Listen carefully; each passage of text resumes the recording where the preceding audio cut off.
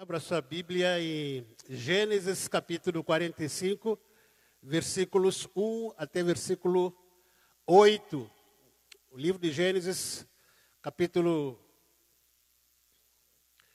45, versículo 1 até 8. Me pediram para falar um pouquinho sobre o tema do livro que eu escrevi.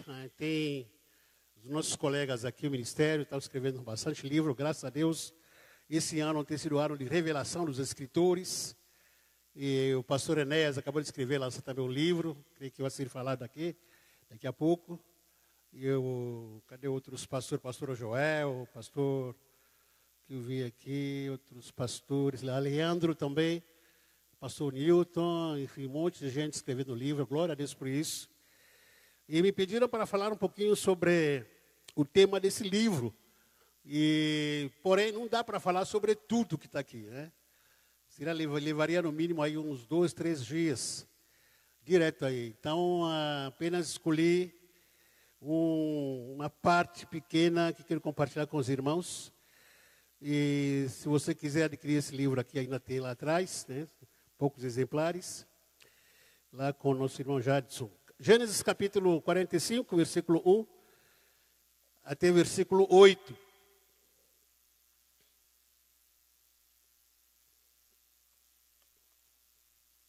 Então, José não se podia conter diante de todos os que estavam com ele e clamou: fazei a todos sair da minha presença.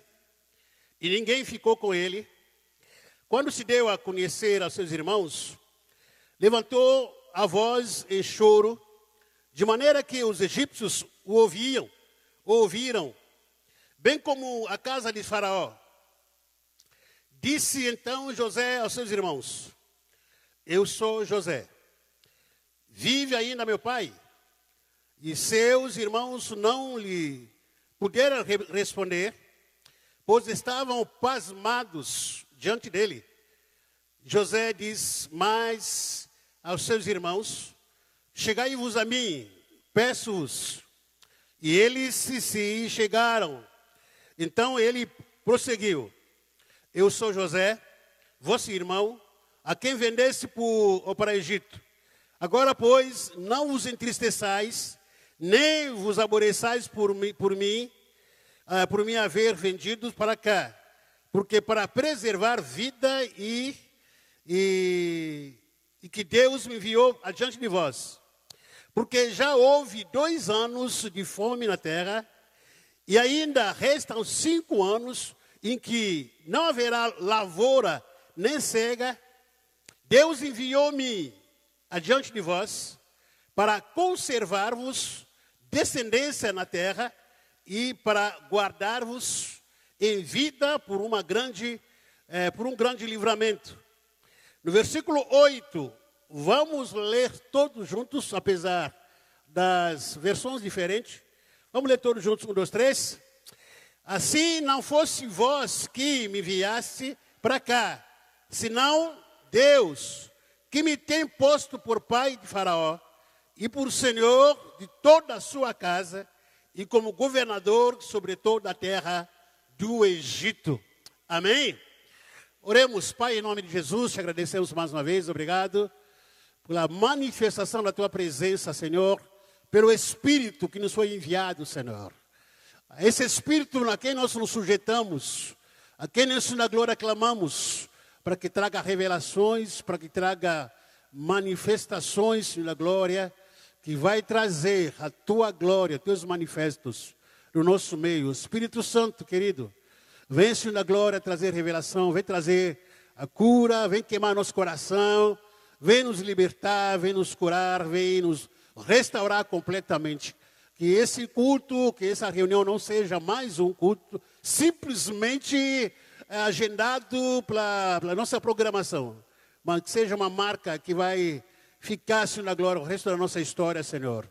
Porque o Senhor vai fazer coisas aqui que vai marcar a história de alguns de nós.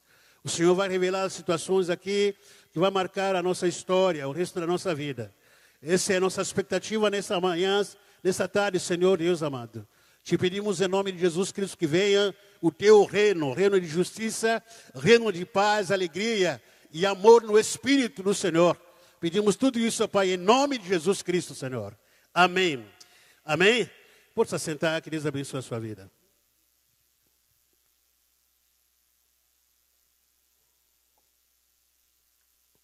Falar sobre o propósito da sua dor. Logicamente, gostaria de estar falando sobre alegria. Coisas felizes, coisa alegre, né? Ontem os corintianos, falei que ia falar sobre corintiano, mas... Essas coisas, não, como que eu entro essas coisas na igreja do Senhor?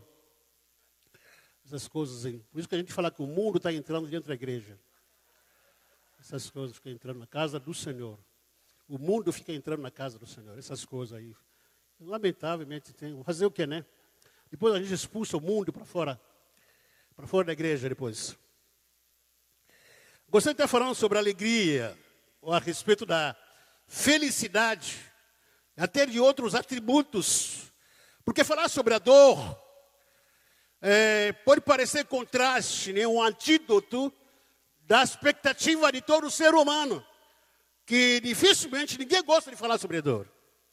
Ninguém gosta de falar sobre sofrimento. Porque ninguém nasceu pensando que esse cara aqui nasceu para sofrer.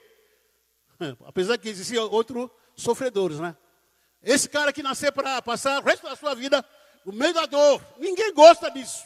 A expectativa de todo ser humano é que todo mundo que nasce seja próspero, seja conquistador, seja vitorioso, que vença na vida. Essa é a expectativa nossa, esse é o nosso emocional trabalhado para que tudo na nossa vida pudesse dar certo.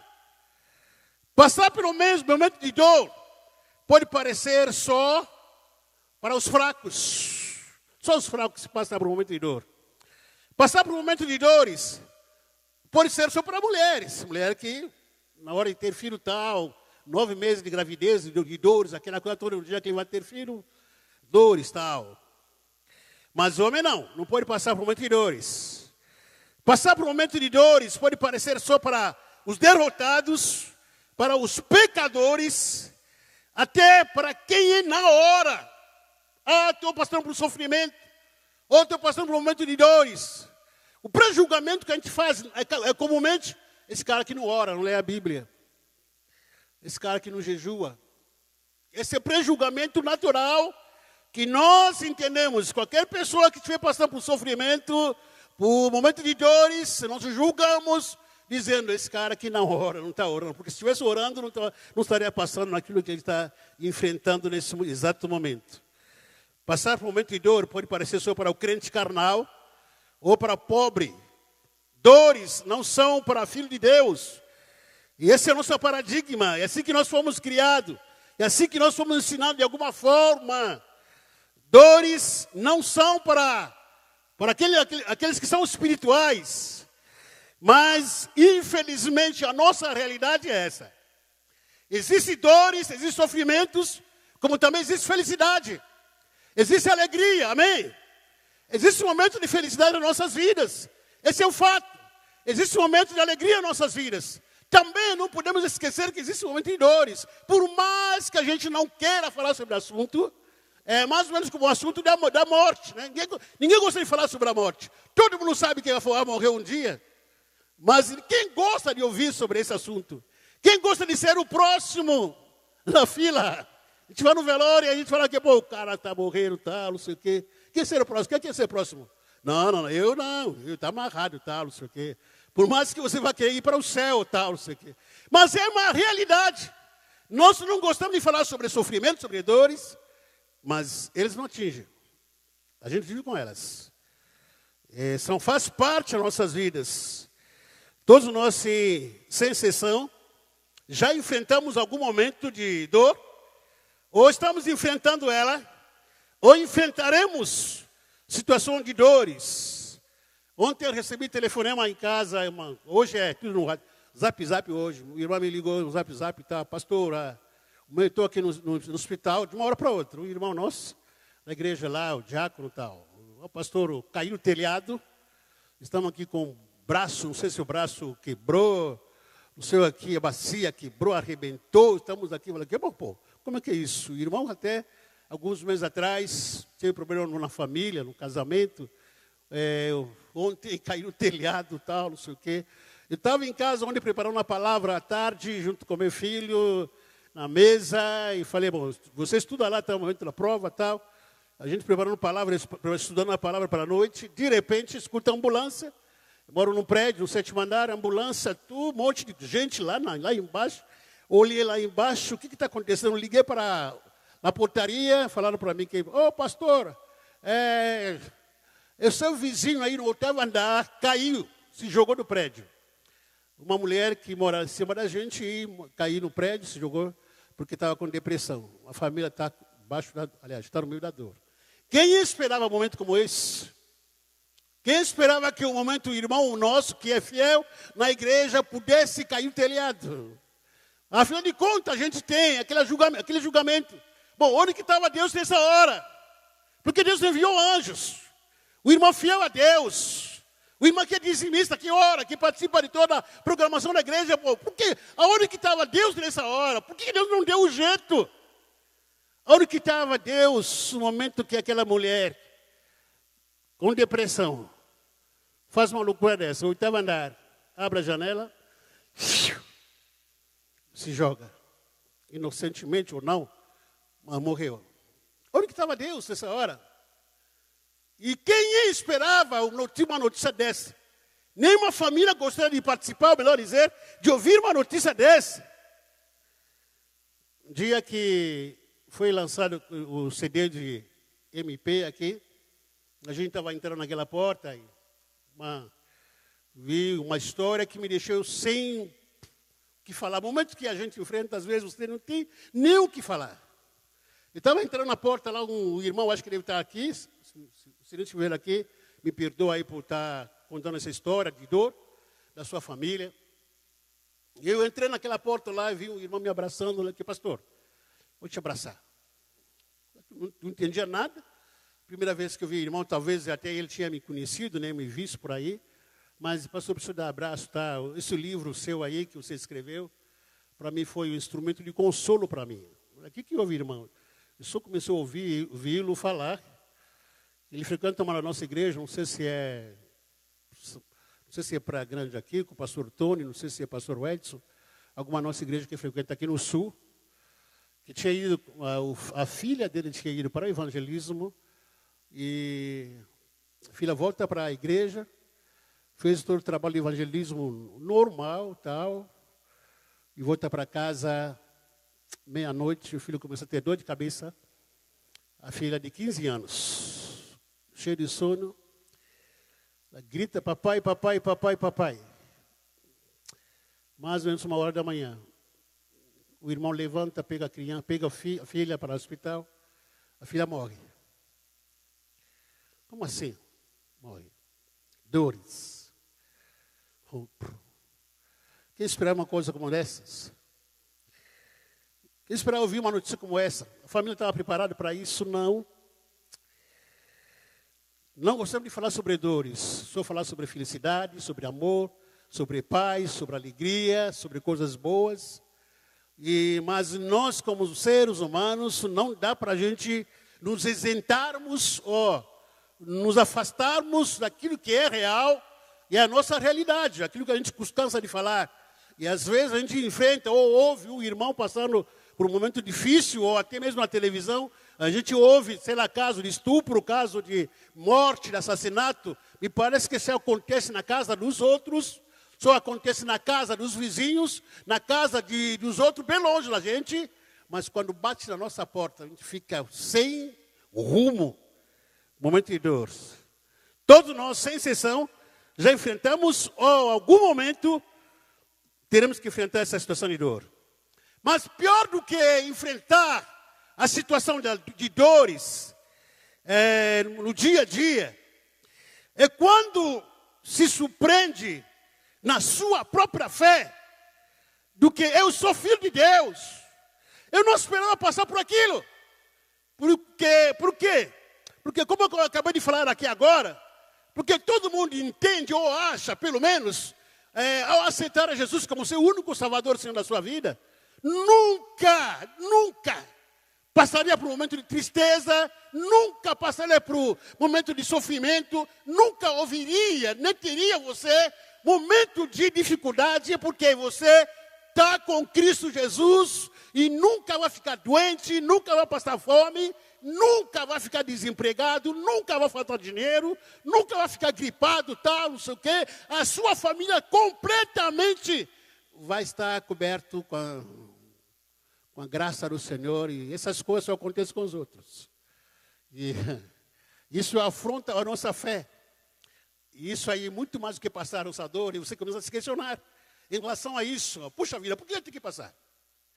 Por que aqueles que são piores, maiores traficantes, os ladrões, sei lá, os lava-jatos da vida lá no Brasília, que deveriam estar passando aquilo que estão passando, mas afinal de contas, eu sou filho de Deus. Por que Deus permite isso para mim? Eu que oro, que leio, prego, sou pregador da palavra de Deus. Será que tem nexo isso? Há uma razão para isso? Eu, como filho de Deus, passar por um momento de dores. O que seria muito comum, o que seria muito lógico, e ver pessoas que são pecadores, prostitutas, com todo respeito para outras classes aí, pessoas que estão à margem, né, da sociedade, enfim, pecadores aí, pior pecadores, por isso passando aquilo que estou passando, menos eu. O que é isso? Pior do que enfrentar um momento de dores, fazer perguntas que ninguém consegue te dar respostas. Você se questiona nesse momento de dores, momento de sofrimento, a pergunta que você faz: afinal de contas, Deus está me ouvindo ou não está me ouvindo?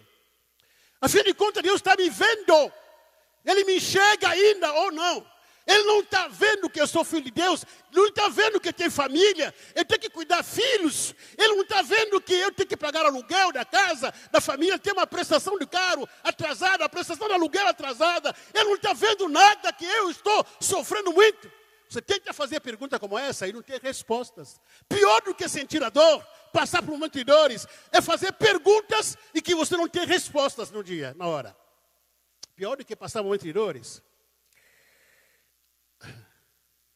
e não ter ninguém. Não ter ninguém ao seu lado para te ajudar. Nessa hora, todos os seus amigos, no momento de churrasco, você tem amigos. No momento da dores, a gente deixa na mão. Pior que passar um momento de dor, é você precisar de amigo, que não tem ninguém. Está sozinho. Você tentar procurar auxílio, companhia, precisa falar com alguém, que você não vê ninguém. Todo mundo sumiu. Ninguém pode te ajudar. E quando aparece alguém para te ajudar, ele te colocar mais no fundo ainda. Pisar em cima de você, começar a te acusar. Você está orando pouco, hein? É diabo, demônio, tal, não sei o quê. É praga que está na sua casa. O problema é sua mulher, é sua filha. É o seu filho. Você não está enxergando nada. Vem tiroteio em tudo quanto é canto. Aí você fica nessa bagunça toda, afinal de contas. Eu preciso de ajuda, de um ombro amigo, ou de acusações. Pior do que passar a dor, um monte de dores, é o tempo, a demora que essa dor, que não passa. Ela começou. Quando vai terminar, ninguém sabe. Passa um mês, passa 2 meses, diagnóstico médico já foi dado, até pegar aqueles médicos que são mais cruéis ainda, já fazem um diagnóstico, a sua filha, o seu filho, o seu marido, apenas tem 6 meses de vida. Aí passa 2 meses, passa 3 meses, aí passando um tempinho, você olha no relógio, olha para o calendário, e você não vê a resposta. E você não vê nada. A demora. O fator tempo. Quando é que Deus vai me ouvir? vai na igreja, faz aquela campanha fervorosa, vai para o monte, fica lá 2, 3 dias orando, desce do monte, os seus amigos, sei lá, começam a orar por você, e o fator tempo, o tempo passa. Você não vê nenhum sinal de vida. Você fica orando, clamando a Deus. Deus, será que o Senhor me ouve ainda? Dá um sinal para mim aí. Tudo é quieto, quietinho, calado, nem um barulho de uma mosca, nem um mosquito da dengue passa nessa hora. Pior que passar o momento da dor é a demora, essa dor. Que ninguém sabe quando vai passar essa dor. Mas a palavra de Deus me garante que o choro pode durar uma noite. O choro pode durar uma noite. Repita comigo, o choro pode durar uma noite. O choro tem tempo, como também a dor tem tempo. Todo deserto tem o seu tempo. Tem a hora, tem o dia, tem a data para começar e tem também a hora, o dia para terminar. Amém? O choro pode durar uma noite, mas a alegria virá. Virá. O choro dura. Quanto tempo? Ninguém sabe. A noite é noite cinzenta. A noite pode ser de 2 semanas, de 2 meses. A noite pode ser de 1 ano. Um ano de noite. Mas quando cair a chuva, a temporada, a alegria virá no dia seguinte. Em nome de Jesus Cristo. Amém? Amém? Fala para a sua, profetiza para a sua irmã, em nome de Jesus. O choro pode durar uma noite na sua vida. Mas creia, a alegria virá para o dia seguinte. Você crê nisso? Aplaude ao Senhor Jesus Cristo, aleluias. Glória a Deus.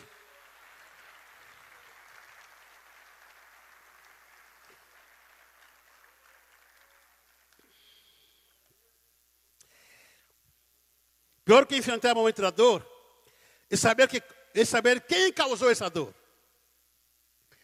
A gente já está na dor, no sofrimento. Aí você pensa, quem causou essa dor? Saber quem causou ela, ou esteja causando essa dor, é uma pessoa que menos eu espero, que é uma pessoa que menos você espera. Quem causou essa dor não é o inimigo. Pior que passar por dor, é saber, é saber que quem causou essa dor é um dos seus familiares. É seu pai, sua mãe, seu filho, seu marido. Quem causou essa dor é um dos seus familiares que causou isso. Quem causou essa dor são pessoas que você menos espera. Família, amigo, irmãos em Cristo. Hoje é uma realidade que a gente está vivendo hoje. Do jeito que a família está destruída, você ouve notícias absurdas de todos os tipos que você nem imaginava. Notícias atrás de outras notícias, tal, de você tenta imaginar, tenta assimilar algumas notícias, você não acredita. De filho que mata o pai que mata o filho, enfim.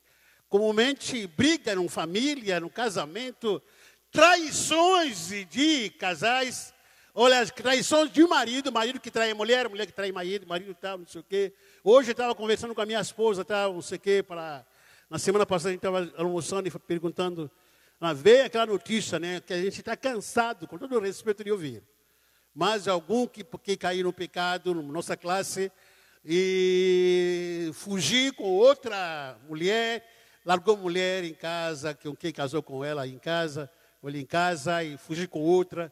E aí estava perguntando para ela, pastora, puxa, isso é demônio, puxa vida. E parece que é o mesmo pecado que vai se repetindo, o mesmo pecado para todos os pastores, para todos os homens, é o mesmo pecado. Qual é? Largar a mulher que você está casado com ela e pegar outra, mais nova, 2.0. Aí cai, foge. 2.5, 6.8, deixa eu lá. Larga.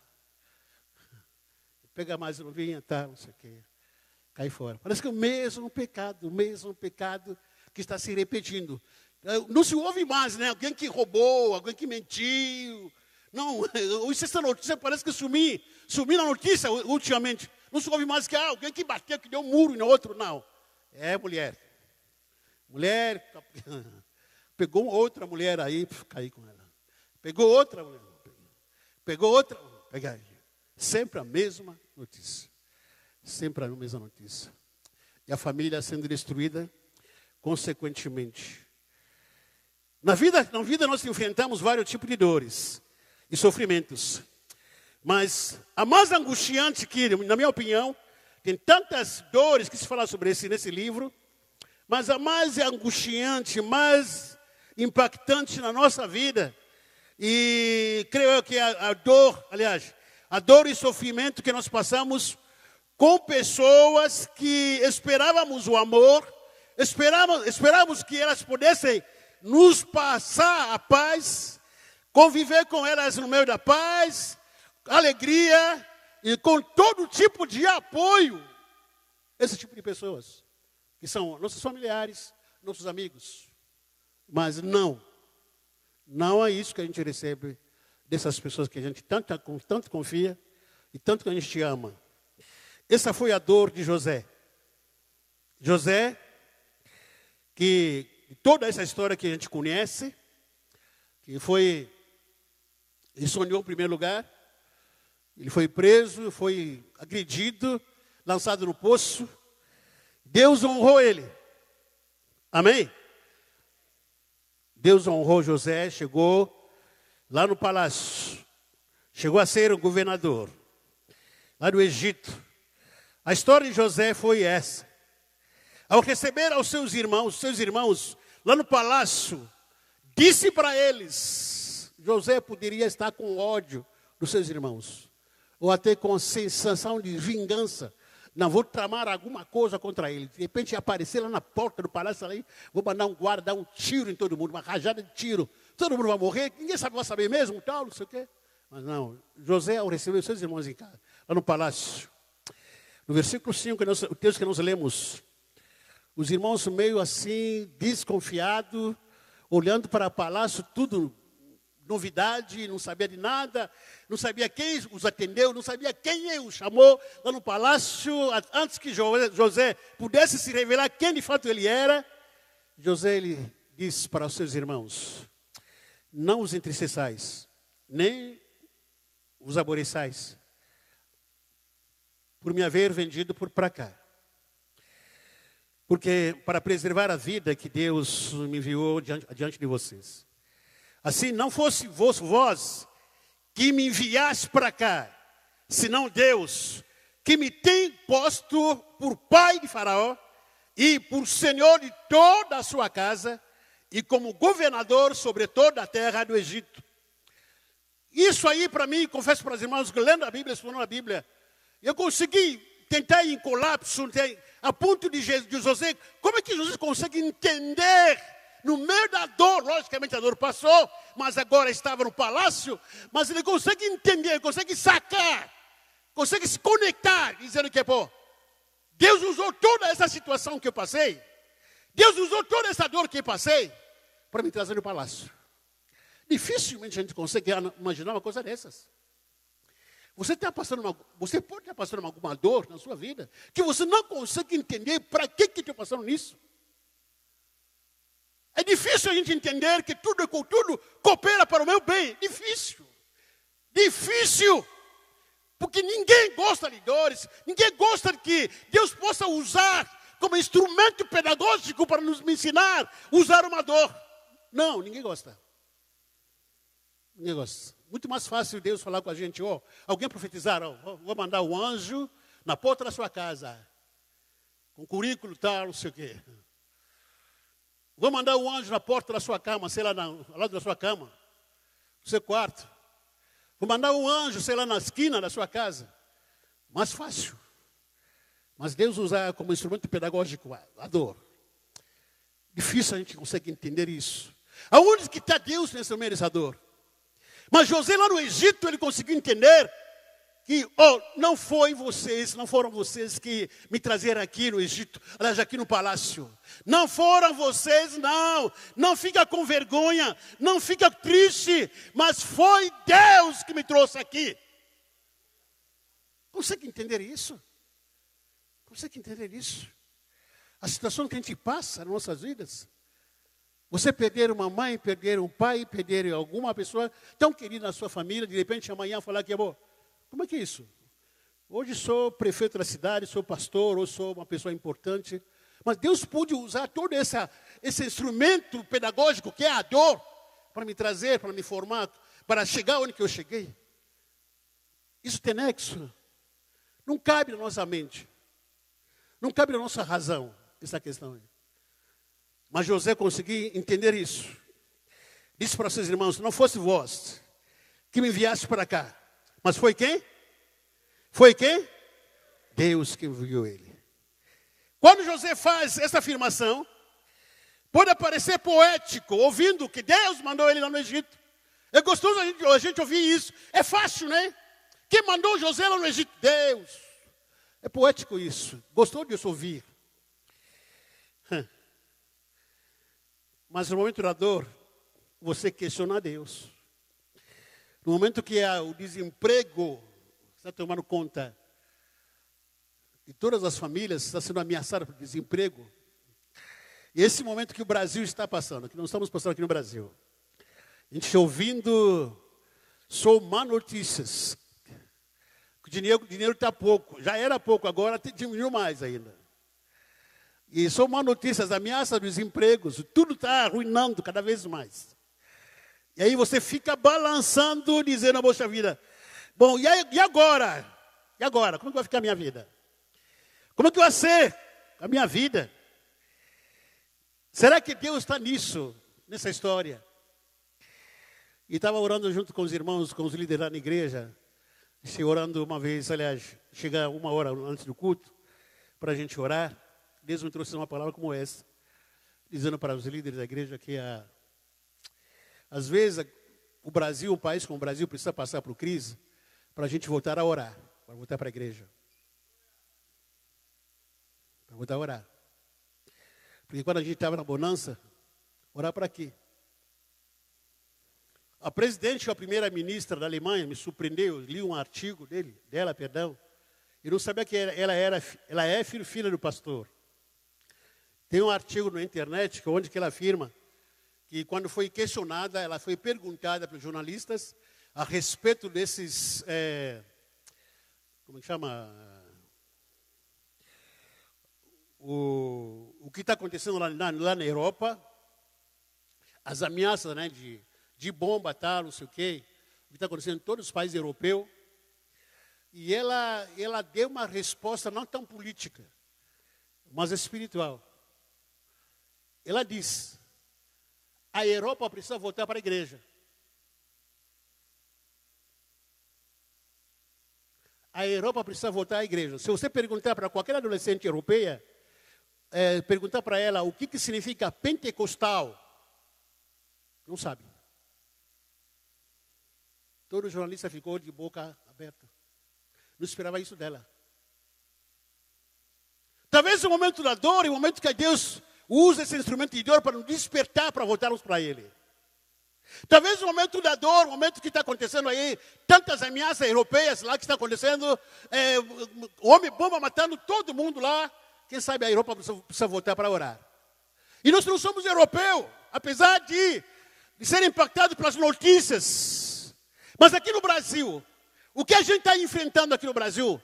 A situação econômica que é caótica, a crise política, a crise moral, crise na saúde, crise social que a gente vive. Aonde que está a igreja nessa hora? Aonde que está a igreja? Acho que é esse momento que Deus quer levantar homens diferenciados, que possam ser profetas sobre a cidade. Em meio a essa situação caótica, possam afirmar, eu não estou em crise porque sou do reino de Deus. Aleluias. Porque o mundo espiritual não é movido pelo mundo político, o mundo político de agora, que nós vivemos hoje, tão corrupto. Nós vivemos no mundo espiritual, onde o Rei dos Reis, o Senhor dos Senhores, domina. Lá não há corrupção, não há mentira. Lá a vida é do reino. Temos que ver a cultura do reino. Onde que estão os profetas de Deus, os homens diferenciados? Que no meio desse caos, que possa se levantar e dizer que há um Deus que pode mudar essa história. A Dilma faliu. Billy faliu. Talvez a Antonieta faliu no Guarujá. O seu outro prefeito aqui faliu. Mas há um Deus infalível. Que vai não tirar esse buraco aí. Há um Deus que vai não tirar esse buraco. Talvez Deus está usando isso como um instrumento pedagógico para a gente acordar. Despertar a gente para a gente voltar a orar, irmãos. Essa crise toda aí. Então a igreja precisa se despertar nesse momento para voltar para Deus. Quando José afirma essa questão de que foi Deus que me trouxe aqui, ele não questionou. Como é que Deus tão bom, amoroso, compassivo, Deus de paz, permite essas situações, ou situações como essas? Deus, aliás, Josué não questionou, não perguntou. Apesar da gente pode perguntar, até possa perguntar, quando a gente passa por um momento de crise, um momento de sofrimento, um momento de dor como esses. Mas há um texto em Provérbios, capítulo aqui, que você pudesse ler, abrir a sua Bíblia, por favor, eu quero fazer rapidamente aqui uma pequena análise desse texto, em seguida a gente vai chegar a algumas conclusões. Provérbios, capítulo 19, versículo 21. Provérbios capítulo 19, versículo 21. Provérbios 19, versículo 21. Como é que é um Deus tão bom, um Deus tão amoroso, um Deus tão compassivo, o Deus de paz, permite o desemprego, permite câncer na minha família, permite acidente, permite que alguém, um membro da minha família tão querido, morrer de bala perdida. Permite que alguém da minha família morresse de infarto. Como é que um Deus tão compassivo, tão bom, permite roubo na minha casa? Ameaça de todos os tipos. Provérbios capítulo 19, versículo 21 diz: muitos são os planos no coração do homem. Vamos repetir tudo todos juntos? Muitos... Mas o que prevalece é o propósito do Senhor. Amém? Ele tem planos de vários tipos. Todo tipo de plano que ele tem. Você entrou para 2015 com seus planos. Está terminando o 2015. Está chegando o 2016. Já está pensando em planos. É bom sonhar. É bom planejar. Mas acima do seu... muito além dos seus planos, são os planos de Deus para a sua vida. Os propósitos de Deus são maiores e melhores para a sua vida. O que é fundamental é até que ponto eu estou disposto em abrir mão dos meus propósitos. Aí que está a questão. Até que ponto que eu estou disposto, quando Deus dizer para mim, eu tenho para você o do melhor. O meu propósito, o meu plano para a sua vida é melhor e maior. Abre a mão da sua. Senão você não vai questionar. E se questionar, Deus manda amador. Manda um instrumento pedagógico para adoecer. Só para te encurralar no plano dele. Muitos são os planos no coração do homem. Mas o que prevalece é o propósito de Deus. Um dos princípios que esse texto nos ensina, que apesar de termos vários pensamentos, sonharmos, termos várias ideias sobre o futuro, o propósito de Deus vem antes dos nossos sonhos, vem antes dos nossos pensamentos. O propósito de Deus vem antes dos nossos sonhos, antes que nós sonhamos naquilo que nós vamos fazer no ano que vem, no próximo dia, no próximo mês. O propósito de Deus se estabelece antes. O propósito de Deus, o plano de Deus precede os nossos planos. Na mente de Deus, o propósito dele é mais importante do que os planos individuais que são nossos. O que é o propósito, de acordo com esse texto? E em outras versões, esse mesmo versículo diz que muitos são os planos dos homens, mas o conselho. O que é? O conselho. Repita comigo, o conselho. Pregar tarde, todo mundo está dormindo, de vez em quando. Fica dormindo, cochilando. Gente que comer a feijoada, deve estar dormindo.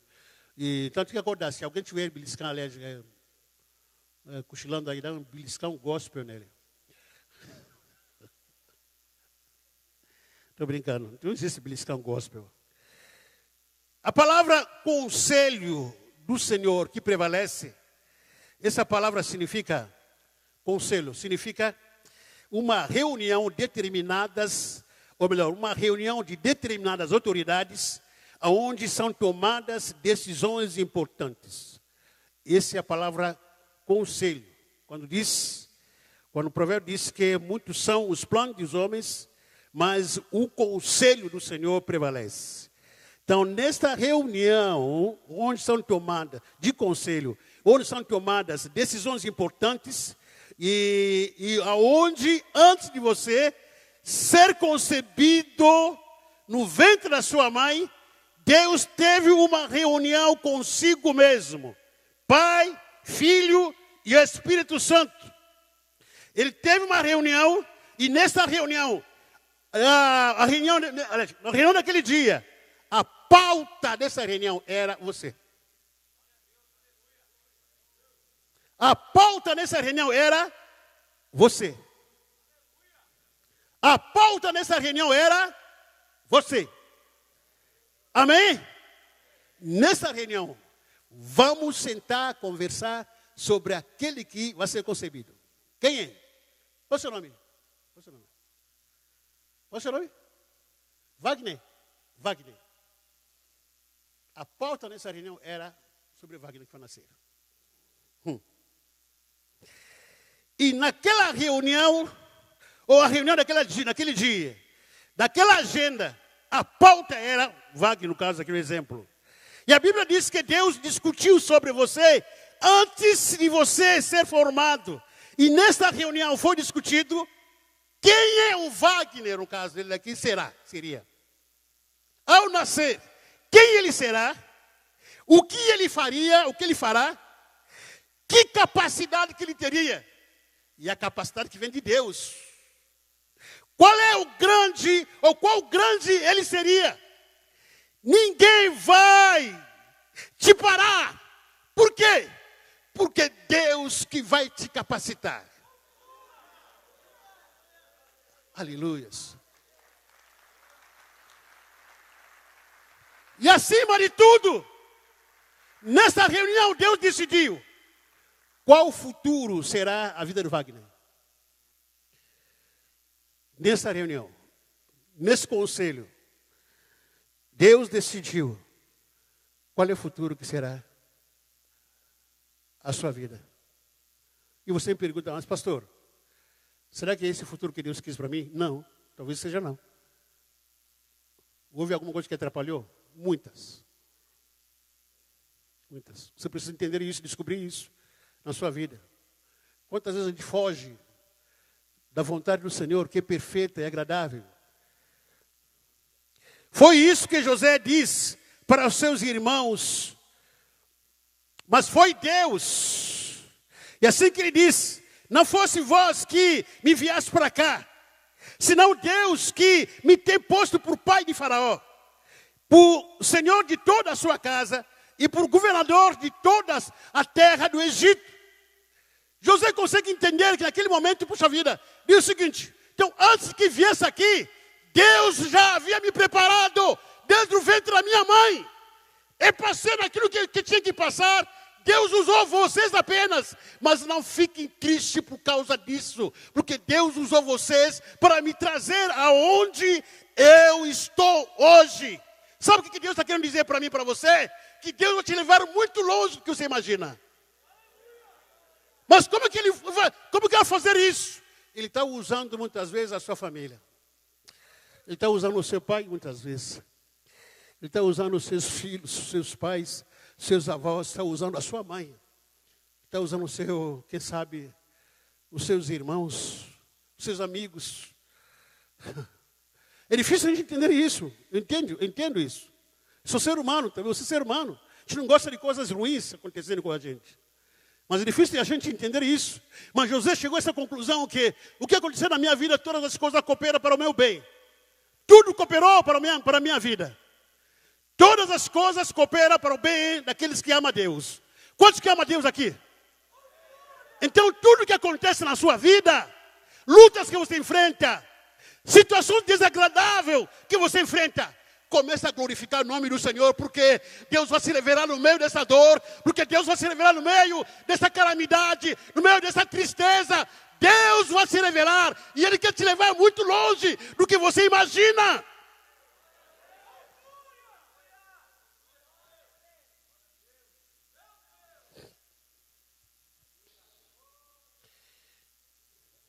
José disse para seus irmãos que tudo que aconteceu comigo cooperou para o meu bem. Ele usou vocês apenas. Isaías 66, versículo 9 diz: Deus não provocaria a dor sem permitir que dela nasça algo. Repita comigo, Deus. Mais uma vez, Deus não provoca a dor sem permitir que dela nasça algo novo. Fala para você, meu irmão, a dor que você está enfrentando, algo novo vai nascer no meio dessa dor. Não sei o que é. Alguma coisa nova vai nascer. Alguma coisa nova vai nascer. Para concluir aqui,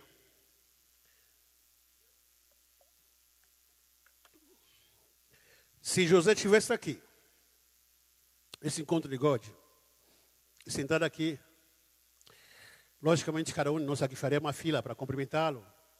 José, você é um cara. Você é um cara, José.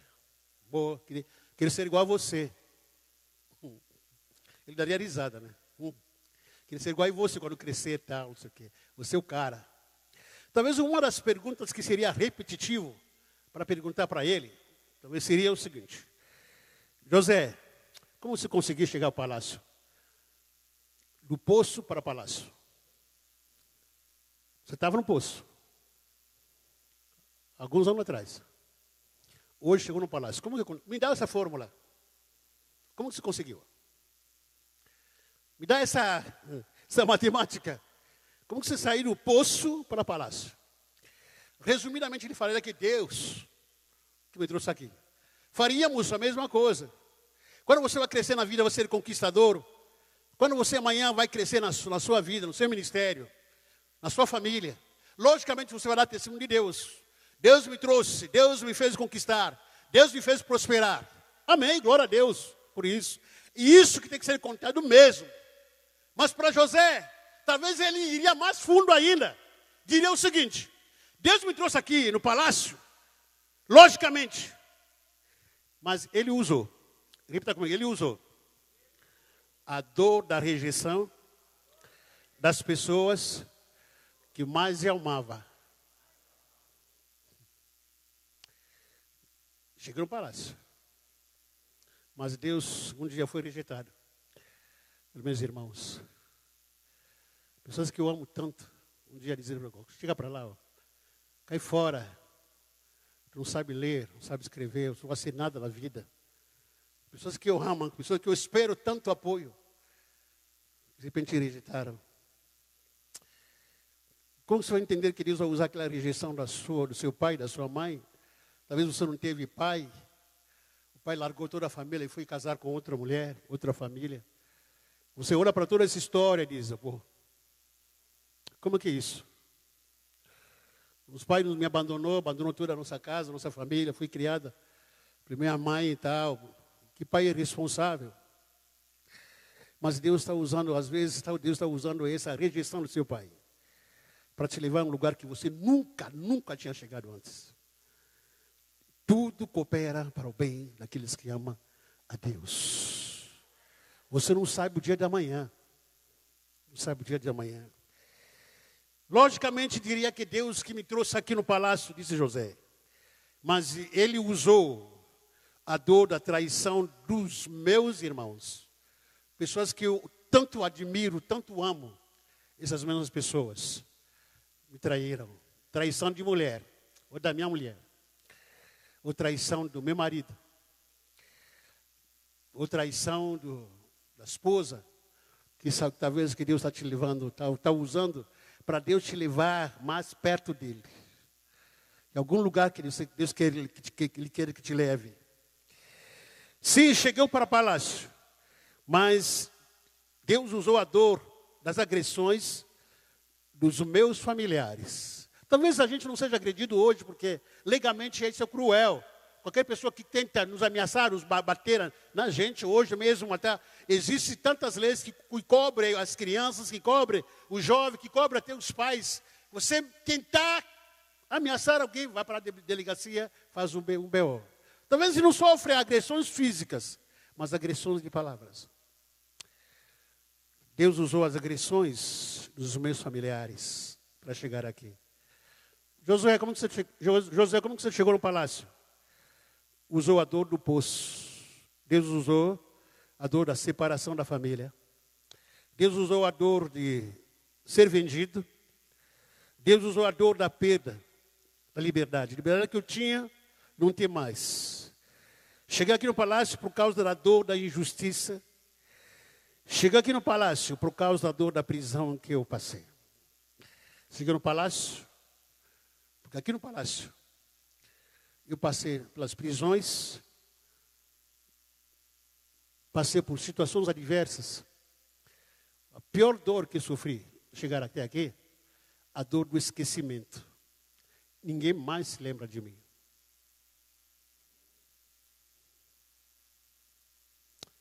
Vamos ficar em pé.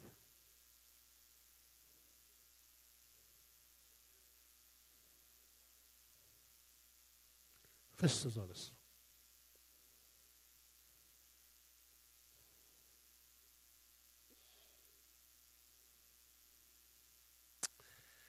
Aleluias. A vida é cruel, a vida é linda de se viver, a vida é bela. A gente vive tanta coisa apaixonadas na nossa vida. Você tem família, tem amigos. Um momento como esse, um momento de gold, tem amigos que te trouxeram aqui. Você foi trazido pelo seu pastor, pelos seus amigos, tá? Coisa maravilhosa. Sai daqui e vai para casa, contando o testemunho do que Deus fez, do que Deus falou. Pô, que alegria, que legal tudo isso. Mas também, dentro da gente, existem algumas dores que a gente não consegue ter resposta. Essa é a grande verdade. Queríamos que vivêssemos só, com alegrias, com felicidades. Viveremos em paz com todo mundo, até principalmente com os da nossa casa. Nossa família, nossos irmãos, nossos pais, nossa própria casa, nosso tio, nossos avós. Mas a grande verdade é que não é essa a nossa realidade. E diante dessas pessoas que a gente espera tanto amor, tanta alegria, tanta compreensão, pessoas que nos apunhalam pelas costas. Filhos e filhas que a gente postou tanto. Um dia a gente disse que eu vou postar tanto no meu filho, na minha filha. Esse filho, essa filha que decepciona a gente. Esse tem sido o questionamento dos pais, muitos pais. Aonde que eu errei? O que eu fiz de errado para que meu filho fosse desse jeito? O que eu fiz de errado para que a minha filha pudesse me decepcionar? Dores fazem parte da nossa vida, nossa história. Mas acima de toda dor, há um Deus que não esquece de você. Você consegue chegar a Deus. Todas as coisas cooperam para o bem daqueles que amam o Senhor. Se Deus está permitindo essa dor, é porque quer te levar em algum lugar. Algum lugar que você nem esperava chegar. Em algum momento da vida espiritual, em algum momento da vida ministerial, até mesmo vida profissional, onde que Deus quer te levar. Não fica murmurando, não fica reclamando de tudo. Deus é maior do que qualquer perca. Deus é maior do que qualquer circunstância e situação. Mas se permitir o que você está enfrentando é porque tem um propósito nisso. Enxerga esse propósito. Eu sei que é complicado, é difícil para chegar nesse momento. Para quem está me vendo agora, que está me conhecendo agora, talvez eu não preciso contar a minha história, só comprar o livro. Mas, se você não acredita em Deus, você crê em Deus, só por estar aqui. Não sou a única história de dores aqui. Existem pastores, missionários, até irmãos nossos em Cristo Jesus, que passaram situações que dificilmente nós teríamos aqui, em pé. Eu sou Deus. Você perguntar para qualquer pastor que estiver daqui, está aqui presente, qual é a sua história, pastor? Como foi? Como que você começou? Situações de calamidade, de vergonha, de humilhações, não dos inimigos que não conhecem a gente, porque quando o inimigo não conhece a gente, fala mal da gente, não está nem aí. Quando o inimigo é uma pessoa que a gente nem conhece, nos ameaça, eles não estão nem aí. Mas é quando aquele que mora com a gente, aquele que nasceu com a gente, sangue do nosso sangue, irmão nosso, com quem a gente poderia dizer, confio em você, estou contigo, estamos juntos. Estamos juntos hoje, amanhã não estamos nada, não estamos mais. Qual é o propósito da sua dor? Você consegue entender? Difícil entender. Mas Deus tem um propósito. Às vezes a dor roubou a sua alegria. Não deixa que a dor rouba a sua alegria. Não deixa que a dor rouba a sua fé.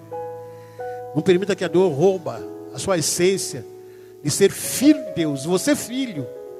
Você ainda é filho de Deus. Você ainda é príncipe de Deus. Você ainda é homem guerreiro de Deus. Você ainda, Deus pode contar contigo, aleluias. Você pode dizer que não, pastor, não aguento, Deus não aguento, também tem sido sofrimento. Deus vai te capacitar. Você pode todas as coisas naquele que te fortalece. Esse Deus está contigo, aleluias. Você pode passar por rios, Ele estará contigo. Podia passar pelo fogo, o fogo jamais se queimará, porque a presença de Deus, ela é real no meio da tempestade, ela é real no meio do fogo. Balassore cansurina balaia. Aleluias. Nós queremos orar por você. Todos nós somos seres humanos aqui. Ninguém é isento da dor. Se você é igual a nós como pastores ou com alguns irmãos aqui que tiveram história de dores, pode vir aqui que a gente pode orar por você. A dor pode existir. Aleluias. Mas o choro pode durar uma noite. Mas a alegria vem pela manhã. Tenha certeza disso. Não permita que a dor roube a sua essência, a sua identidade, o seu DNA de filho de Deus na sua vida. Você é príncipe do Senhor ainda. Você é homem de Deus. Não perca a sua o DNA de Deus na sua vida. Não perca a sua essência, porque estou passando por dificuldade, foi ameaçado, tal, não sei o quê. Bom, onde que está Deus nessa hora? Deus me abandonou? Nunca te abandonou. Ele está contigo. Confia nele. Confia nele. Mesmo estando sozinho, Ele está contigo. Ele nunca te abandona. Mesmo que seu pai e a sua mãe te abandonaram, mesmo que seus amigos te abandonaram, mesmo que todo e tudo te abandonou, te deixou na mão, o Senhor está contigo.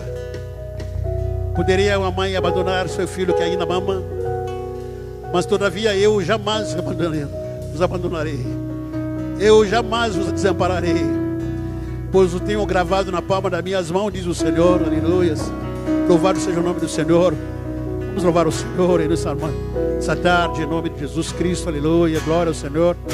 Quero pedir para os pastores aqui que puderem orar, que venham aqui para orar, por favor, em nome de Jesus. Aleluia. Glória ao Senhor, glória a Deus. Glória a Deus, aleluia. De cansurina bacana balai, cheire bacana surina bacana balai, cheire bacana basurina bacana balai. Ainda que eu encontre bem no meio das tempestades da vida, não voltarei, pois perto estás. Eu não temerei pois o meu Deus